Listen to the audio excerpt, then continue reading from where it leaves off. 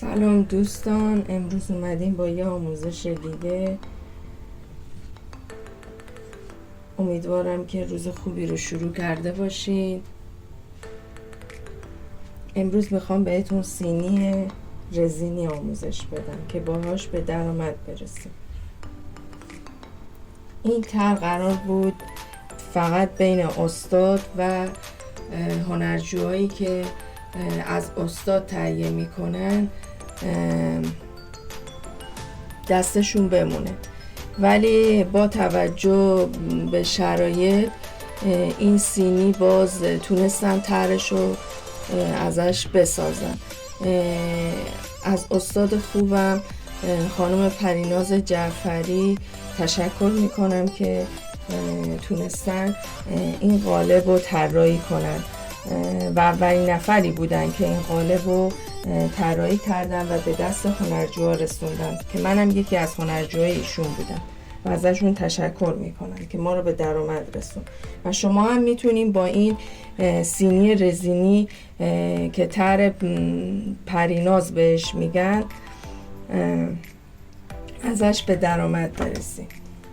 رزینمون رو اول به اندازه نیازمون برمیداریم که این قالب ما سینی دیواره هاش 120 گرم رزین و 60 گرم هاردنر استفاده میشه. من میخوام از رنگ سفید استفاده کنم، به خاطر همین داخل رزینم از پودر شاین استفاده میکنم برای دیواره هاش.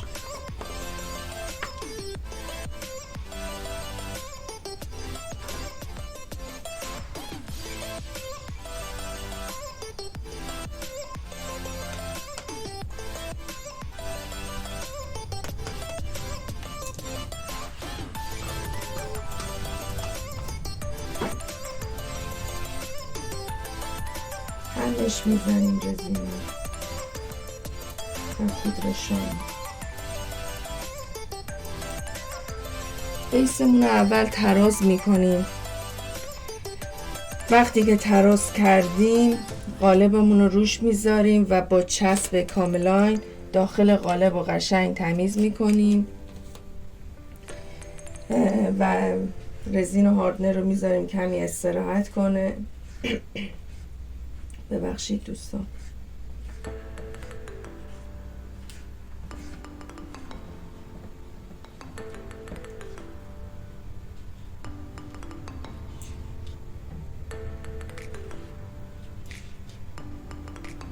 این سینی واقعا قشنگ میشه، چون که بعضیا میگن که چرا سینیای رزینی دیواره ندارن. به خاطر همین استاد ما به این نتیجه رسید که مثلا استکان اگه روی اون سینیا بمونه میفته، در صورتی که اینطوری نیستش دوستان.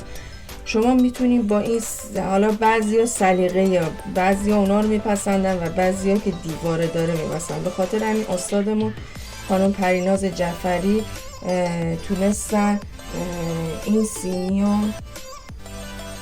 طراحی کنن برای یه سری از هنرجوی خودشون که دیگه حالا الان هم این سینی داخل بازار هست و میتونین تهیه کنین. پودر شاین رو داخل رزین ریختم. حالا رزینمون رو داخل قالب میریزیم.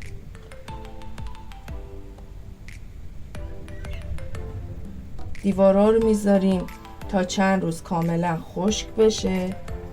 بعد چیکار میکنیم؟ وقتی که خشک شد آموزشش رو براتون میذارم. این آموزش فکر کنم در 3 قسمت باید ما ضبطش کنیم. حالا قسمت اولش رو براتون میذارم، طرحش رو میذارم که برسیم به قسمت های بعدی.